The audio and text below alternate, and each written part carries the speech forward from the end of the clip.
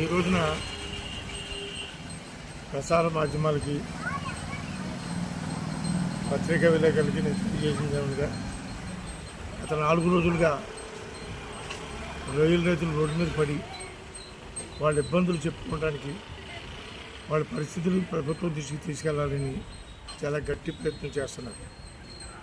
నాకు తెలిసినంత వరకు ఒకరిద్దరు నాయకులు తప్ప ఎవరు స్పందించిన పరిస్థితి లేదు. నేను కూడా నా పేరు బొమ్మల తిమ్మరాజు, నేను రాష్ట్ర తెలుగు రైతు ఉపాధ్యక్షుడిని, కొల్లేరు రైతు నాయకుడు. ఇవాళ ఈ వీడియో చేయడానికి కూడా కారణం ఈ సమస్యను ప్రభుత్వం దృష్టికి తీసుకెళ్ళాలి. మన ప్రభుత్వం మైనస్ అవుతుంది. నేను తెలుగుదేశం అభిమాని కానీ తెలుగుదేశంలో సీనియర్ నాయకుడిగా మన ప్రభుత్వం మీద మచ్చొస్తే నేను ఓపికగా భరించే శక్తి నాకు లేదు. అంచేత ఒక మంచి సదుద్దేశంతో ప్రభుత్వాన్ని మేలుకొలపాలనే ఉద్దేశంతో నేను ఈ వీడియో చేస్తున్నాను. ఇంత దారుణమైన పరిస్థితులు జరుగుతూ ఉంటే స్పందించకపోతే ఎలాగా? రైలు ట్రేడర్స్ అందరూ సిండికేట్ కింద ఏర్పడిపోయి వాళ్ళ ఇష్టం వచ్చినట్టు రేట్లు తగ్గించేసి రైతుల్ని నెట్ రోడ్ మీద పాడేసి రైతుల్ని నష్టపరుస్తూ ఉంటే దీనికి బాధ్యులు ఎవరు? అసలు ప్రభుత్వం స్పందించి రేట్ల మీద నియంత్రణ లేదు, ఫీడ్ మీద నియంత్రణ లేదు, కరెంటు మీద నియంత్రణ లేదు. ఇంచేతంటే మనం ప్రభుత్వానికి వచ్చినప్పుడు మనం కొన్ని వాగ్దానాలు చేసాం.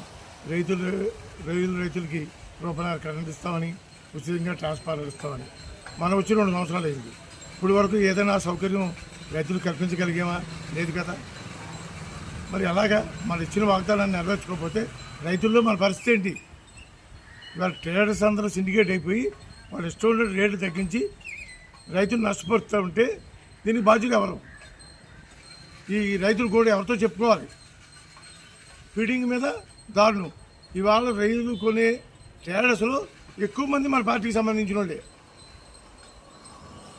మన పార్టీకి సంబంధించిన వాళ్ళు ఈ పరిస్థితి వస్తే ఈ బ్యాడ్ పార్టీ కాదా? ఫీడింగ్ కూడా రైలు ట్రేడింగ్ కూడా ప్రభుత్వాన్ని బతికిందని అంటున్నారు. ప్రభుత్వానికి ఏదో మొట్ట చెబుతున్నామని చెప్పుకున్నారు వీళ్ళు బయట. అంటే ప్రభుత్వానికి డబ్బులు ఇచ్చి రైలు రేటు తగ్గింతారా? ప్రభుత్వానికి డబ్బులు ఇచ్చి ఫీడ్ రేటు పెంచుతారా? ఇదే వీళ్ళు చెప్పుకునేది. ఇది ఎంత అపవాదు మన పార్టీకి, ప్రభుత్వానికి ఎంత అపవాదు. దీన్ని రెట్టిఫై చేసుకోవాల్సిన ముఖ్యమంత్రి గారు, ఉప ముఖ్యమంత్రి గారు, లోకేష్ గారికి బాధ్యత లేదా? వ్యవసాయ శాఖ మంత్రి గారికి బాధ్యత లేదా? ఈ సమస్యలు మీరు తీసుకురావటం లేదా? ప్రతిదీ ఇంటెలిజెన్స్ రిపోర్ట్ మీకు వస్తుంది కదా. దీనిపైన ఎందుకు స్పందించరు? ట్రేడర్స్ని ఎందుకు నియంత్రణ చేయరు? వాళ్ళు ఇష్టం వచ్చిన రేట్లకి కొని పరిస్థితి రైతులు గిట్టుబాటు ధర లేదా? ఇవాళ విదేశీ మార్గదర్శి వచ్చి ప్రభుత్వాన్ని బతికించేది రైతులు. రేకల్చరే ప్రభుత్వానికి ఆదాయం కింద కనపడుతుంది.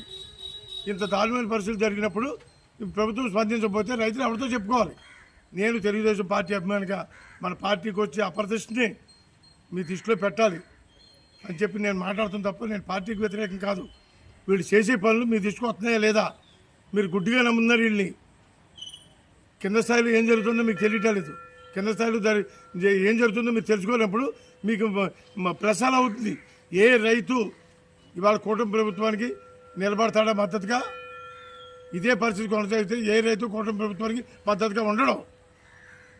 అలా ఉండకపోవడానికి కారణం మన నాయకులే. మనమే కల్పించుకుంటున్నాం రైతులకి నెగిటివ్ని. ఇవన్నీ దూరదృష్టితో ఆలోచించి మీరు ఇమ్మీడియట్గా రైలు ధరల మీద నియంత్రణ చేయండి. మనం ఏదైతే వాగ్దానం ఇచ్చామో వాగ్దానం ప్రకారం రూపాయలు కరెంట్ ఇవ్వండి, ట్రాన్స్ఫార్మర్లు ఉచితంగా ఇవ్వండి, రైలు పరిశ్రమను అభివృద్ధి చేయండి. అప్పుడు మీకు బోర్డంత ఆదాయం గవర్నమెంట్ పెరుగుతుంది. వీళ్ళు ప్రభుత్వాన్ని అప్రతిష్ట పాలు చేసే ఈ ట్రేడర్స్ కానీ ఈ ఫీడింగ్ వాళ్ళని కానీ నియంత్రణ చేయకపోతే ప్రభుత్వం అప్రతిష్ట పాలవుతుంది. వీళ్ళు ఏదో మన ప్రభుత్వాన్ని మనల్ని బతికించినట్టు చెప్పుకుంటున్నారు జనంలో. ఇది ఎంత ఇమ్మీడియట్గా మీరు రెట్టిఫై చేసి మన పార్టీ అప్రతిష్ట పాలు కాకుండా రైతులందరూ సంతోషంగా ఉండేటట్టు చేయకపోతే మనం చాలా నష్టపడతాం. మన ప్రభుత్వానికి చాలా నష్టం కలుగుతుంది. ఏ రైతు మనకు సపోర్ట్ చేసి మన వెనకాల ఉండడం అది ఒకసారి గమనించండి. నేను ఈ పత్రికా ముఖంగా మిమ్మల్ని కోరుకుంటున్నాను.